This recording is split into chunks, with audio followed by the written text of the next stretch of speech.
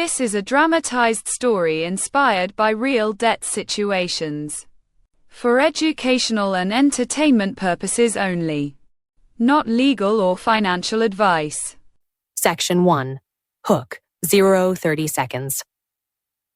The mortgage company sent the final notice on a Tuesday. I was 44 years old, $61,000 behind on payments, and I had 30 days to save the house my kids grew up in. I wasn't reckless, I wasn't lazy. I was a restaurant owner in suburban Ohio who did everything right, until everything went wrong at once. What I found out in the next 6 weeks changed the entire outcome. But I almost missed it. Section 2. Reality. 3 to 4 minutes. Let me back up. My name is Marcus. I opened a small breakfast and lunch restaurant in 2016. Nothing fancy. A corner spot in a strip mall, 12 tables, good coffee, regulars who knew my kids' names. By 2019, we were pulling in about $290,000 a year in revenue. After payroll, food costs, and rent on the space, I was taking home roughly $68,000. Not rich, but solid, stable. Then 2020 hit. You already know what happened to restaurants. We closed for 60 days, then reopened at 50% capacity, then closed again. I burned through my emergency fund in the first 4 months. By October of that year, I had taken on $34,000 in a small business loan just to keep the lights on, and my staff partially paid. Interest rate was 4%. Monthly payment, $740. When things started to recover in 2021 and 2022, I thought we were climbing back, and we were, slowly. But the debt had already started compounding. Here is what my financial picture looked like by early 2023. Mortgage on our home in Westerville. Paying $847 per month.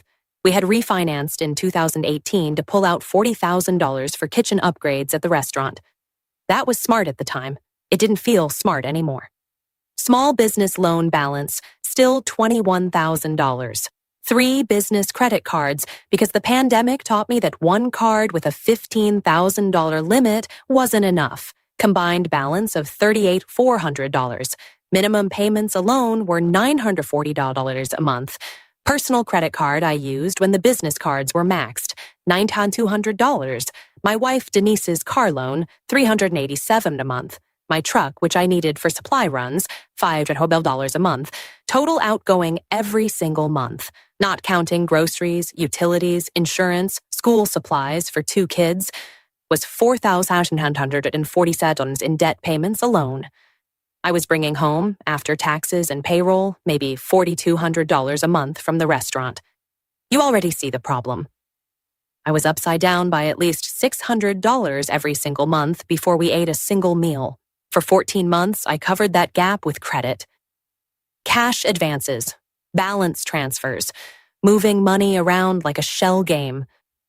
I told myself it was temporary. I told myself the restaurant would grow its way out of it. It didn't. In September 2023, I missed my first mortgage payment. I told Denise it was a timing issue. A cash flow thing. I'd fix it next month. I didn't fix it. By December, I was 3 payments behind. The mortgage servicer started sending certified letters. I stopped opening them. Section 3, Emotional Crisis, 3 through 4 minutes. There is a specific kind of shame that comes with hiding financial collapse from the people you love. Denise is a school nurse. She works at an elementary school 20 minutes from our house. She is careful with money. She clips digital coupons. She notices things. And she started noticing. She noticed I was checking the mail before she got home. She noticed I stopped answering my phone during dinner. She noticed I was awake at 2 a.m., sitting at the kitchen table. In January, she sat down across from me and asked, "Marcus, what is happening?" I told her we had a slow quarter. I told her I was handling it. I wasn't handling it. By February 2024, I was 4 months behind on the mortgage. The servicer had opened a formal loss mitigation file. I didn't fully understand what that meant at the time. I do now. The collection calls started, not just for the mortgage, but for the business credit cards.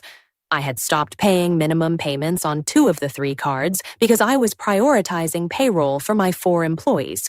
I couldn't look them in the eye and hand them a short check, so I paid them, and I let the cards go delinquent. My FICO score, which had been 694 just 18 months earlier, had dropped to 511. That number meant I couldn't refinance, couldn't get a new line of credit, couldn't borrow my way out of the corner I was in. The calls came between 8 a.m. and 9 p.m., the legal window. Sometimes 3 in the morning, different numbers, same automated messages. This is an attempt to collect a debt. My oldest daughter, she was 12, she answered the phone once and heard that message. She came and found me in the garage and asked, "Dad, are we in trouble?" I told her no. I was lying to my 12-year-old. That night, I sat in my truck in the driveway for 45 minutes and didn't go inside. I didn't cry. I was past crying. I just sat there trying to figure out which bill I could move, which payment I could delay, which credit card I hadn't maxed yet. I was running out of options I hadn't already used. In March, the foreclosure notice arrived. Not a warning. Not a letter suggesting I call to discuss options. A formal notice of foreclosure proceedings filed with the county. 30 days to respond or lose the house. Denise found it before I did. She was sitting at the kitchen table when I came home from the restaurant. The envelope was open in front of her. She didn't yell, she didn't cry, not right then. She just looked at me and said, "How long?" And I told her everything, all of it. The real numbers, the missed payments, the credit cards, the $61,000 we were behind across everything, the FICO score of 511. She listened. Then she said, "We have to fix this. But you cannot do it alone anymore." That was the first honest conversation we had in 14 months. Section 4. Wrong choices. 2-3 minutes. Before I tell you what actually helped, I need to tell you what I tried first. Because these are the mistakes I see other people making, and I want you to understand why they didn't work. Mistake 1. Payday loans. In November, before Denise knew anything, I took out 2 payday loans, $800 and $600, to cover a gap in payroll. The fees alone were $270 combined. I paid them back within 3 weeks, but I had to pull from the mortgage account to do it. That was the moment the mortgage fell behind. I traded a short-term problem for a long-term catastrophe. Mistake 2.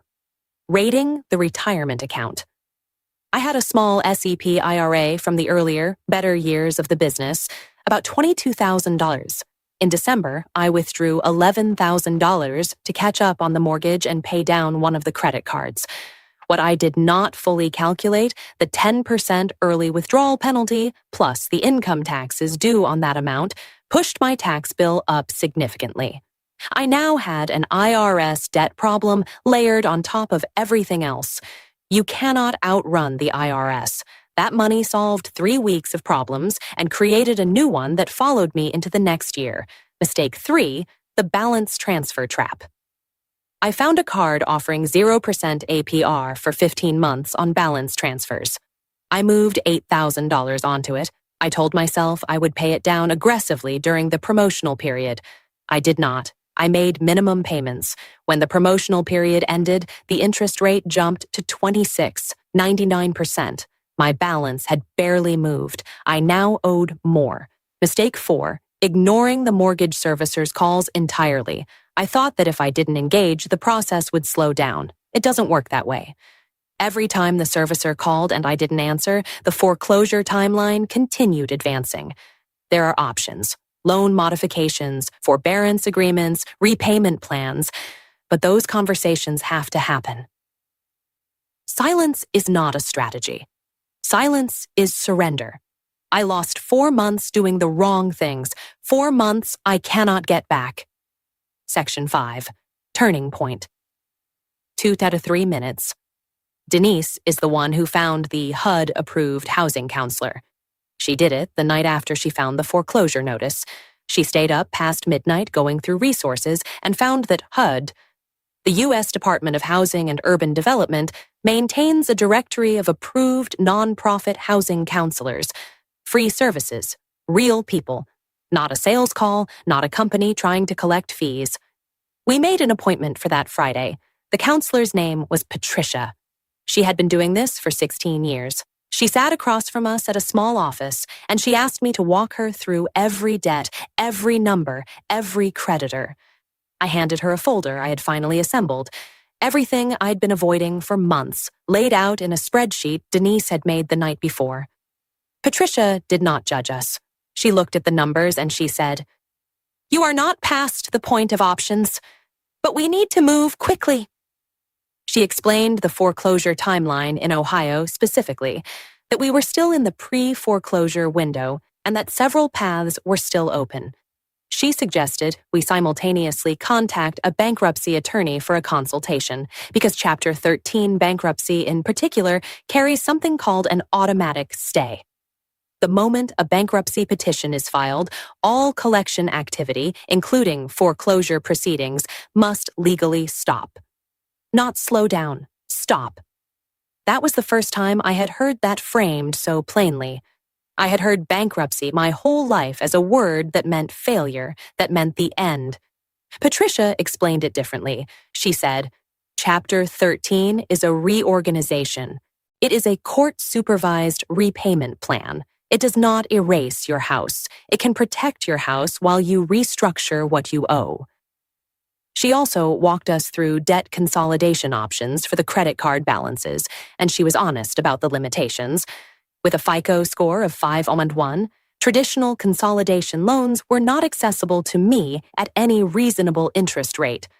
Debt settlement was possible, but would cause significant additional damage to the credit score and carried real risks, including potential tax liability on forgiven amounts. She said something that week that stayed with me. The worst thing you can do right now is nothing.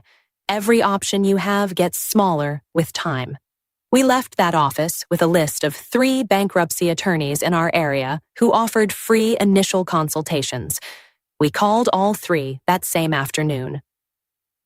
Section 6, Educational Info, 1-2 minutes. I want to pause here and be clear about what I learned because some of these distinctions matter. Chapter 7.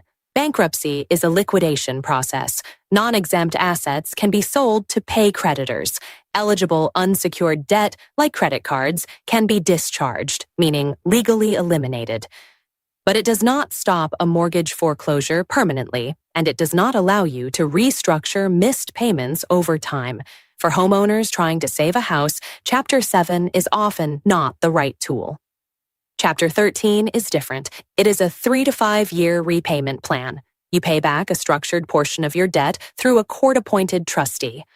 Critically, it allows you to catch up on missed mortgage payments over the life of the plan, called curing the arrears, while keeping the house.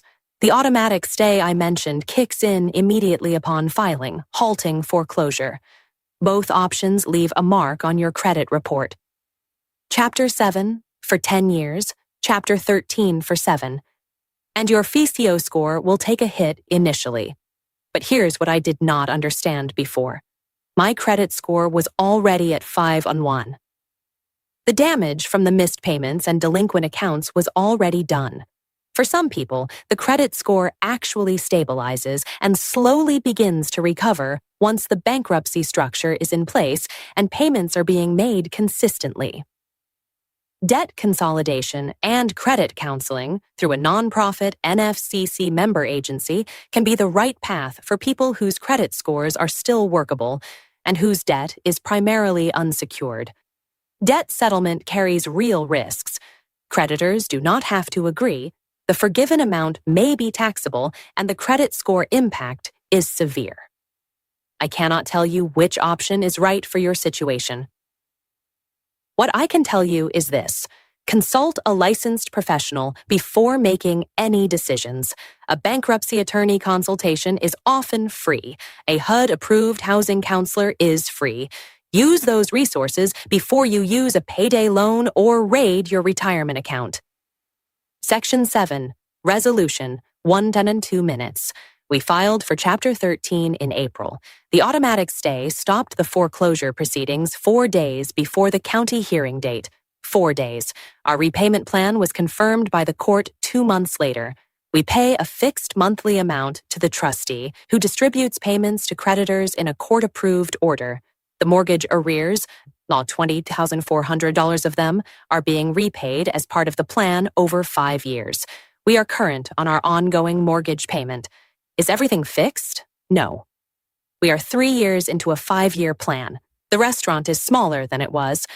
I let 2 of my 4 employees go, which is a decision I carry with me. My credit score has moved from 511 to 587.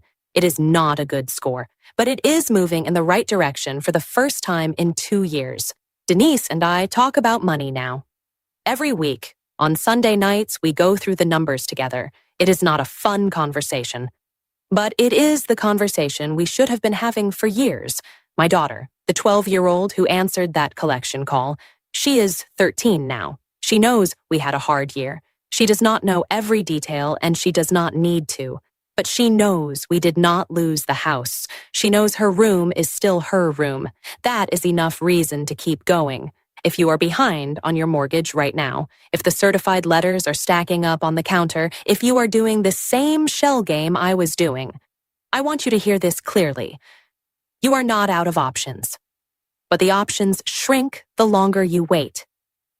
Call a HUD-approved counselor. Schedule a bankruptcy attorney consultation.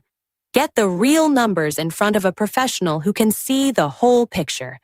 You cannot fix what you are not willing to look at. I know that better than anyone. Section 8, CTA. Get the free debt checklist in the description, link below.